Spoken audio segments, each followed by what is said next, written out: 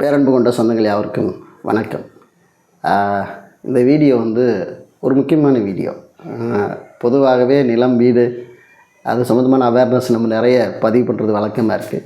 அதுவும் இன்றைக்கி இருக்க காலகட்டம் இந்த சமுதாயத்தில் இது போன்ற தகவல்களை அடிக்கடி நம்ம உறவுகளுக்கு நம்ம சொல்லிக் கொடுத்து விழிப்புணர்வு பண்ணிக்கிட்டே இருக்க வேண்டிய தேவை இருக்குது. ஏன்னா பல பிரச்சனைகளை சிக்கி மாட்டிக்கிட்டு அதுக்கப்புறம் கழுத்து கத்தி வந்ததுக்கப்புறம் இப்போ என்ன செய்கிறது அப்படின்னு முழிச்சிட்டு இருக்கக்கூடிய ஒரு சூழல் இருக்குது.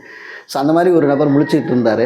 அவர் தற்போது என்ன சூழ்நிலை சந்திச்சிருக்கிறாரு, அந்த ஒரு அனுபவத்தை தான் உங்களோட நான் பகிர்ந்துக்க போகிறேன். நேற்று திடீர்னு ஒரு ஊரில் நான் நின்றுட்டு இருக்கும்போது ஒரு சகோதரர் என்னை சந்திக்கும்போது உங்களை தான் நான் தேடிகிட்டே இருந்தேன், நீங்களே எதிர்க்க வந்துட்டீங்க, ரொம்ப சந்தோஷம். உங்களை சந்திக்கும்போது ரொம்ப சந்தோஷமாக இருக்குது. 2 வருடத்துக்கு முன்னாடி உங்கள்கிட்ட ஒரு பிரச்சனைக்கு வந்தேன், ஞாபகம் இருக்கான்னு கேட்டார்.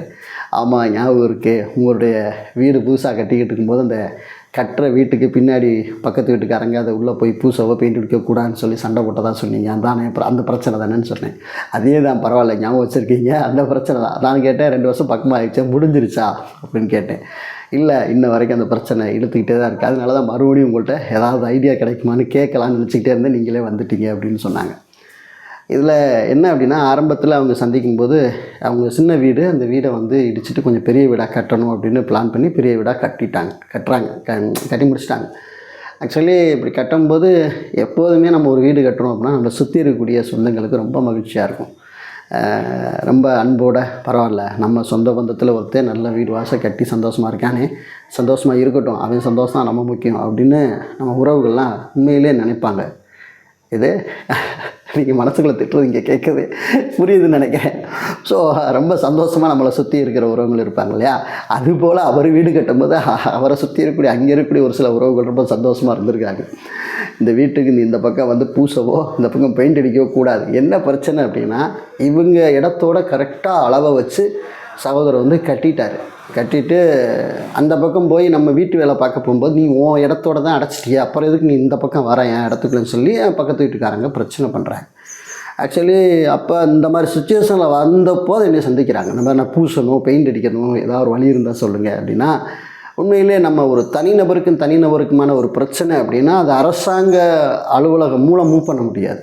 ஒரு பொது இடம் ஆக்கிரமிப்பு, இப்போ ஒரு வீடு கட்டுறாரு, பக்கத்தில் ஒரு அரசாங்க நிலம் இருக்குது, அதை ஒருத்தர் ஆக்கிரமிப்பு பண்ணிச்சு இந்த பக்கம் வரக்கூடாதுன்னு சொல்கிறாரு அப்படின்னா அந்த கணக்கு வேறு. அதை எப்படி பொதுவான இடம் எல்லோருக்கும் அரசுக்கு சொந்தமான இடத்த நீ எப்படி ஆக்கிரமிப்பு பண்ணலாம், அந்த ஆக்கிரமிப்பில் நானும் அதில் அந்த அரசு இடத்துக்குள்ளே வர்றதுக்கு எனக்கு உரிமை இருக்குதுன்னு சொல்லி ஃபைட் பண்ணலாம். அது அரசு அலுவலர்கள் நிச்சயமாக அந்த பிரச்சனையை சால்வ் பண்ணி கொடுக்கணும். அதுக்கு நிறைய விதிமுறைகள் இருக்குது. ஆனால் 2 பேருக்குமான தனிப்பட்ட பிரச்சனை அப்படிங்கிற போது கண்டிப்பாக உரிமையல் நீதிமன்றம் போய் அதற்கான ஒரு பிரச்சனையை தான் தீர்த்துக்க முடியும்.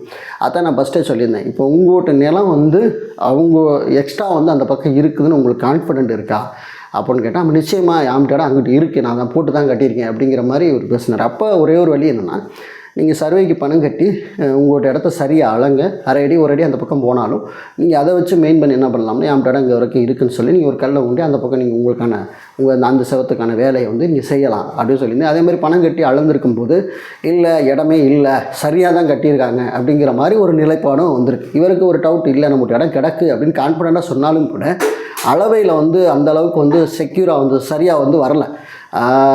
அப்படிங்கிற போது கொஞ்சம் டவுட்டாகவும் இவர் கொஞ்சம் பதட்டமாக தான் இருந்தார். உண்மையிலே நம்ம சரியாக தான் போட்டு கட்டிட்டோமோ அப்படிங்கிற ஒரு பயமும் கூட இருந்துக்கிட்டே தான் அவருக்குள்ளே இருந்துகிட்டு இருக்குது. அப்படிப்பட்ட ஒரு சூழ்நிலை, இல்லை அளந்தும் இந்த மாதிரி பிரச்சனை இருக்குது அப்படிங்கிறத பதிவு பண்ணார். கவர்மெண்ட் ரீதியாக ஏதாவது மனுக்குன்னு கொடுக்கலாமா, அதுக்கான ஒரு ஐடியா சொல்லுங்கள் அப்படின்னு கேட்டார். அப்படி நம்ம பண்ண முடியாது. ஒரு வழி இருக்குது. இன்னொரு வழி என்னென்னா, உங்களுக்கும் அந்த நபருக்கும் முக்கியஸ்தர்கள் தெரிஞ்சவங்க நிச்சயமாக இருப்பாங்க. ஊரில் கிராமம்னு எடுத்துக்கிட்டாவே அந்த மாதிரி இருப்பாங்க. டவுன்களில் பெரும்பாலும் இல்லை என்றாலும் கூட கிராமங்களில் பெரும்பாலும் இப்போ எனக்கு ரொம்ப முக்கியமான ஒரு நபர், அவருக்கும் முக்கியமான ஒரு நபராக இருப்பார். அப்போ அவர் 2 பேருக்கும் நடுவாக அவரை வச்சு இந்த மாதிரி பிரச்சனை இருக்குது, கொஞ்சம் அட்ஜஸ்ட் பண்ணி போங்க அப்படின்னு சொன்னால் இந்த பஞ்சாயத்தின் அடிப்படையில், அதாவது என்ன சொல்கிறதுனா ஒரு மனிதாபிமானத்தின் அடிப்படையில் கொஞ்சம் விட்டு கொடுக்கும் மனப்பான்மை இருக்கும். ஸோ அந்த மாதிரி மூவ் பண்ணுங்க அப்படிங்கிற போது அதையும் சகோதரர் நிறைய ஆளுகளை வச்சு பேசி வாங்க அப்படின்னு சொல்லி பேசி மூவ் பண்ணியிருக்காங்க. மூவ் பண்ணி பேசிகிட்டு இருக்கும்போது ஒரு தடவை பயங்கரமான வாய் தகராறு 2 பேருக்கு வந்தப்போ வார்த்தை வித்தியாசமாக 2 பேரும் பேசிக்கிட்டாங்கிற தகவல். அப்படி பேசும்போது நீ வார்த்தை என்ன பேசுவேன், நீ எப்படி அதை பூசுறேன்னு பார்ப்போன்னு அவர் ஸ்ட்ராங் ஆகிட்டார் அந்த ஆப்போசிட் நபர். ஸோ அப்போ அது என்ன ஆகி போச்சுன்னா 2 வருஷமாக அந்த வேலையே நடக்காமல் இன்ன வரைக்கும் பெண்டிங்கில் இருக்குது. அப்புறம் மறுபடியும் வந்து நம்மள்ட்ட கேட்கும்போது, இல்லை நீங்கள் அப்படியே போனால் உங்கள் நிலம் அந்த பக்கம் இருக்குன்னு உங்களுக்கு கான்ஃபிடென்ட் இருந்தால் தான் நீங்கள் உரிமையியல் நீதிமன்றத்தை நீங்கள் அணுகி என்ன செய்யணும்னா அதற்கான எவிடன்ஸை சப்மிட் பண்ணி நம்ம வழக்கு தொடுத்து நம்ம பூசுறதுக்கான அல்லது அந்த வீட்டு வேலை பார்க்குறதுக்கான உரிமையை நம்ம கோர முடியும், நம்ம அதை செய்யலாம். இல்லை உங்களுக்கு தெரிஞ்ச லாயர் இருந்தால் சொல்லுங்கள் அப்படின்னு சொன்னார். நமக்கு லாயர்லாம் நிறைய தெரிஞ்சவங்க இருக்காங்க. பட் ஆனால் கேஸை எடுத்தால் ஜெயிக்கணும்ல. அப்போ சரியான ஒரு கேஸாக இருக்குது, நம்ம பக்கம் நியாயமாக இருக்கணும்ல. அப்போ நியாயமாக இருந்தால் தான் நம்ம அந்த கேஸை எடுக்கணும் அப்படின்னு சொல்லியிருந்தோம். இல்லை உங்களுக்கு ஒரு டவுட் இருந்துச்சுன்னா நீங்கள் நீதிமன்றம் போனீங்கன்னா அங்கே இலவச சட்ட உதவி மையம் இருக்கும்.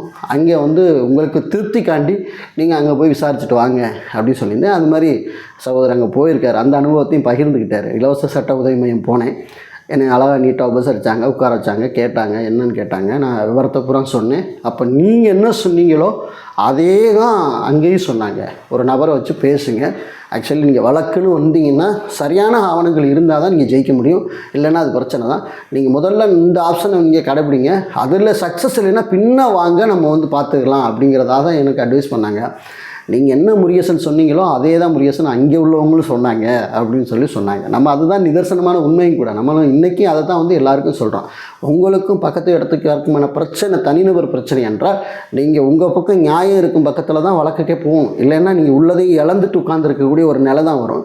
அதே மாதிரி ஒரு வீடு கட்டுறீங்க அப்படின்னா நிதானித்து செய்யுங்க, ஒரு வேலையை நிதானமாக செய்யுங்க. அவேர்னஸ் இதுதான் நம்ம இன்றைக்கி சொல்கிற அவேர்னஸே தான். நிதானித்து இந்த வேலை வந்து இந்த வீடு கட்டுறோம், நம்மளுக்கு பின்னொரு நாள் பிரச்சனை வராது, நம்மகிட்ட இடம் கரெக்டாக தான் இருக்குது, இல்லை நம்மகிட்ட இடத்த ஒரு அடி விட்டு போட்டு நம்மளுக்கு எந்த பிரச்சனையும் வரக்கூடாதுங்கிறத நம்ம செய்யும் அப்படிங்கிற மனநிலைக்கு வந்துட்டிங்கன்னா உண்மையிலே பிரச்சனையே வராது. நீங்கள் வாழ்நாள் முழுக்கும் நீங்கள் பக்கத்து வீட்டுக்காரங்களோட நீங்கள் எல்லா விஷயத்திலும் கொஞ்சம் குழாவுங்கன்னு சொல்ல வரல, அவங்களோட எந்த விதத்திலும் டையப்பும் இல்லாமல் நம்ம வாட்டில் நம்ம வாழ்க்கை உண்டு, நம்ம வாட்டில் வாழ்ந்துட்டு போயிடலாம். இல்லைனா நித்தமும் பிரச்சனை சந்திச்சுக்கிட்டு தான் இருக்கக்கூடிய சூழ்நிலை இருக்கும். நம்மளுக்கு மன நிம்மதியும் இருக்காது. நம்ம அந்த வேலையை செஞ்சு முடிக்காமல் போகும்போது பயங்கர மன உளைச்சலுக்கு நம்ம தள்ளப்பட்டுருவோம்.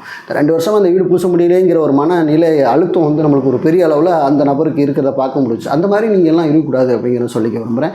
அதேமாதிரி அந்த இலவச சட்ட உதவி மையத்திலையும் நல்ல ஒரு வரவேற்பு இருந்துச்சு அப்படின்னு சொல்லி பதிவு பண்ணார். அது மாதிரி உறவுகள் உங்களுக்கு ஏதாவது இலவச சட்ட உதவி மையங்கள் அணுகி வந்து சில சந்தேகங்கள் கேட்கணும்னு ஆசைப்பட்டீங்கன்னா உங்கள் கீழமை நீதிமன்றங்களில், உங்கள் மாவட்ட நீதிமன்றங்களில் இலவச சட்ட உதவி மையம் இருக்கும்.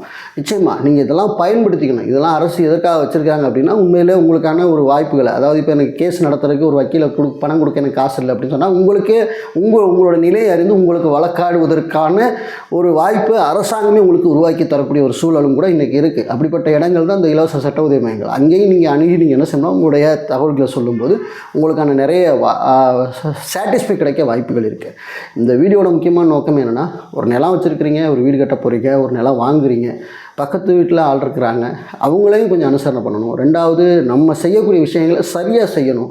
நாளைக்கு இந்த மாதிரி பிரச்சனைகளை வந்து மாட்டிக்கிட்டு இருக்கும்போது அதுக்கப்புறம் கத்தி வந்ததுக்கப்புறம் அலறி எந்த பிரச்சனையும் இல்லை. ஆகவே முன்கூட்டியே இந்த விஷயங்கள்லாம் தெரிந்து கொள்ளுங்க. இது ஒரு அனுபவ பகிர்வு தான், அதுக்காண்டி உங்களுக்கு சொல்கிறேன். இல்லை நான் அப்படி தான் காலத்துக்கு சண்டை போட்டுக்கிட்டே இருப்பேன்னு சொன்னால் அது மன நிம்மதி, நம்ம குடும்பத்தை சார்ந்தவங்க நம்மளுக்காண்டி பல பிரச்சனைகளை சந்திக்கக்கூடிய சூழ்நிலையிலும் வரும். ஸோ அதனால் கவனத்தோடு பயணம் பண்ணுங்கள். விட்டு கொடுத்து போவோம், கெட்டு போக மாட்டோம். அதனால் ஒவ்வொருத்தரும் நீங்கள் வாழணும் அப்படின்னா சில விஷயங்களை இங்கே நம்ம வந்து இழக்கக்கூடிய ஒரு சூழ்நிலைக்கு நம்ம முன் வரணும். ஸோ அதனால் அவேர்னஸை ரொம்ப மனசுக்குள்ளே வச்சுக்கிறோங்க, பயன்படுத்தி கொள்ளுங்கள். நல்ல வாழ்க்கையை தேடிக்கொண்டு வாழுங்க. கடவுள் உங்களுக்கு எல்லா விதத்திலும் அருள் புரியட்டும். மீண்டும் நல்ல தகவலோடு வேறு விடவும் சந்திக்கிறேன். நன்றி.